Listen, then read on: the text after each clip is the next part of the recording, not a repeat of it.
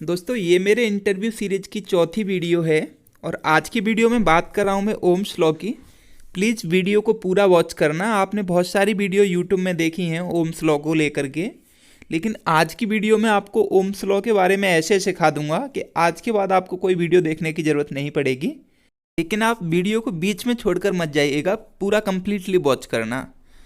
पिछली वीडियो में मैंने बताया था कि आज जो हम इलेक्ट्रिसिटी यूज कर रहे हैं इसके सिद्धांत माइकल फैराडे ने 1820 से लेकर के 1830 में दिए थे।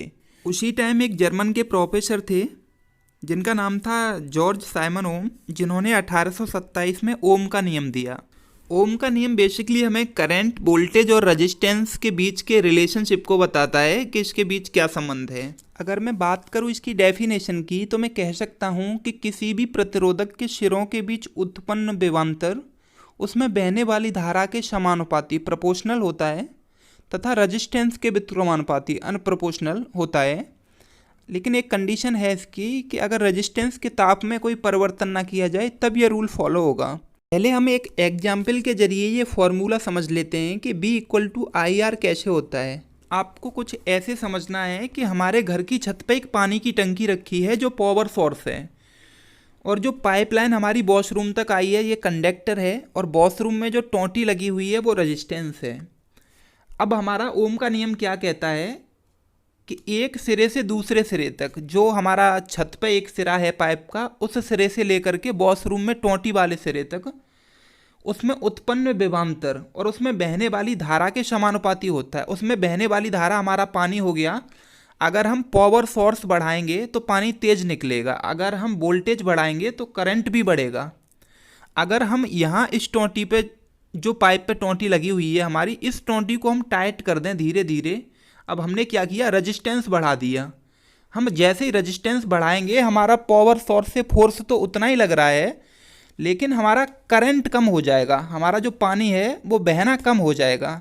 क्योंकि हमारा जो ओम का नियम है वो कहता है कि प्रतिरोध के व्युत्क्रमानुपाती होता है, प्रतिरोध का उल्टा होता है करंट। अगर प्रतिरोध हमने बढ़ा दिया तो फोर्स तो उतना ही लग रहा है, लेकिन हमारा करंट है वो कम हो गया, पानी निकलना कम हो गया। इसका एक सबसे अच्छा उदाहरण और है, जो हमारा 100 वाट का बल्ब होता है उसका हम कैलकुलेशन से अगर निकालते हैं तो एम्पियर ज़्यादा आता है। अगर फिर उसको ऑन करने के बाद हम एम्पियर मीटर से चेक करते हैं तो वो करंट कम हो जाता है। करंट इसलिए कम हो जाता है कि हम जैसे ही बल्ब को ऑन करते हैं तो बल्ब हीट होता है। जब हीट होता है तो ताप बढ़ जाएगा, और ताप बढ़ेगा तो इसका रेजिस्टेंस भी बढ़ेगा। अगर रेजिस्टेंस बढ़ता है तो ओम्स लॉ के हिसाब से करंट कम हो जाएगा। आप अगर प्रैक्टिकल वीडियो देखना चाहते हैं तो नीचे कमेंट बॉक्स में कमेंट कर दीजिए, जो मैं बल्ब का एक प्रैक्टिकल वीडियो आपको बना के दिखा दूंगा। ये फॉर्मूले की बात कर लेते हैं हम दोस्तों। अगला फॉर्मूला है हमारा P=V×I, power equal to voltage into current. ये डीसी में यूज करते हैं हम। एसी के लिए इसमें हमारा पीछे cos फाई और लग जाता है, power equal to voltage into current into cos phi.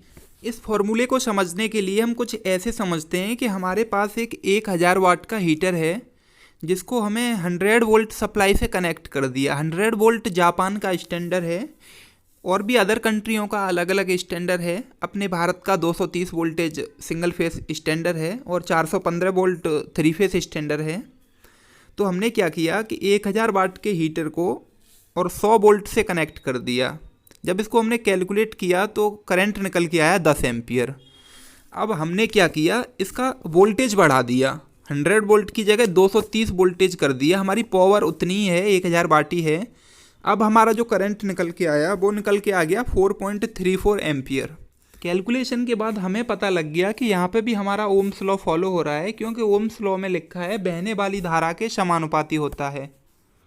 उम्मीद करता हूँ आपको वीडियो पसंद आई होगी। अगर अच्छी लगी है तो लाइक कर दीजिए। चैनल को सब्सक्राइब नहीं किया अभी तक तो सब्सक्राइब कर लीजिए एंड बेल आइकन को प्रेस कर दीजिए, जिससे आपको सारी जानकारी, मेरी सारी नई नई वीडियो आप तक पहुँचती रहें।